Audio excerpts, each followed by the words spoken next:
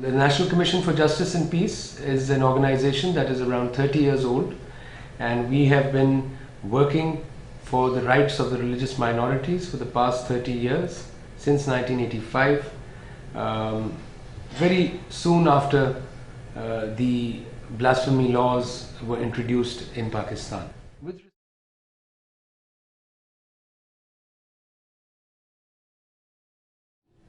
Our education system is flawed. Our education system is filled with historical distortions, with biases towards different faiths, and that, I believe, is one of the major factors that is breeding a generation after generation that does not respect other religions that are prevalent and existing in Pakistan.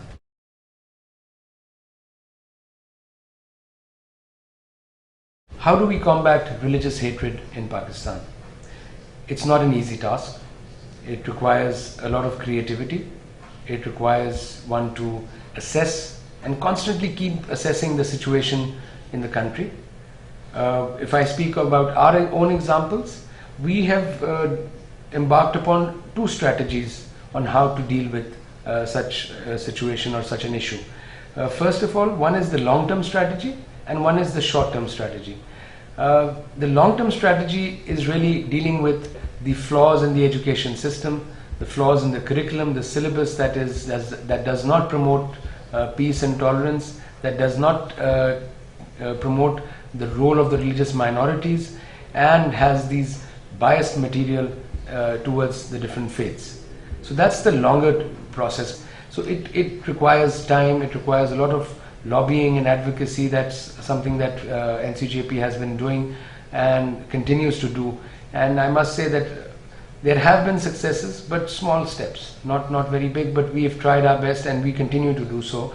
And that is something that we hope that in the coming years we would be able to see more positive changes taking place in society with regards to our curriculum.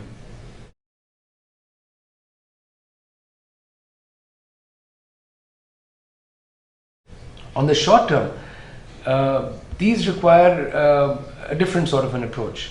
And what we've tried to do is we've tried to engage with the majority community wherever it's possible. In places where religious intolerance or incidents of religious tolerance are or human rights violations are visible, those places we have engaged with the majority community, we've engaged with the government officials and had interfaith dialogue, creating platforms, creating a mechanism to be more preventive rather than reactionary after a certain incident has occurred. To quote you an example, in 2013, after the incident of burning of the entire of St. Joseph's Colony in Lahore, there was a similar incident that started taking place in Gujranwala in Francis Colony, and it was the local leadership, the local Christian community, the priests who went there and 2 to 3 days regularly were engaging with our community members. Along with that, they were also communicating and coordinating with the Maulanas and the clerics, the local Muslim clerics over there, so that they could work together and try to diffuse the tensions that were there. We also realized that because society at large has shifted into this realm of radicalization, and sometimes certain concerns or issues of ours may not be socially acceptable, that is the time when you need to then become creative. You need to approach it in a different way. We have also tried that and we have seen some very positive results. Last year we were doing a project on peace and tolerance, and the culmination of the project was to bring together members, singers from different faiths, from different religious backgrounds, bring them onto one stage and have all of them sing songs of peace and tolerance, and then in the end actually get together to sing one song as an anthem for peace.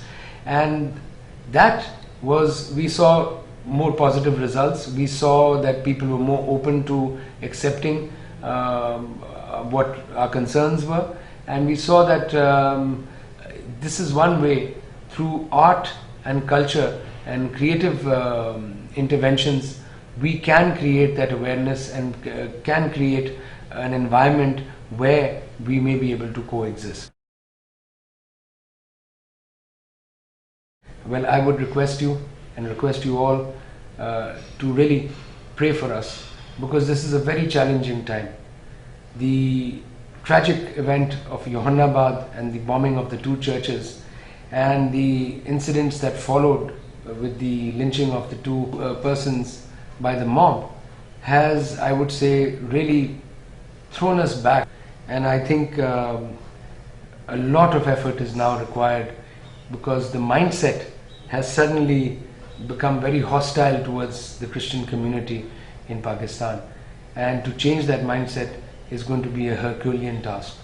And therefore I would request you all to pray for us, pray for this country, so that whatever efforts I, my staff and other civil society organizations, the church leadership, as all those efforts that are being put into this may see the light of day, and we may be able to live in a more peaceful and prosperous Pakistan. I thank you so much. I thank you for the honor. I thank CSW for allowing me this opportunity to speak with you all, and I would like to end on a note and a message that my father always used to quote, that by faith I am a Christian, but my religion is humanity.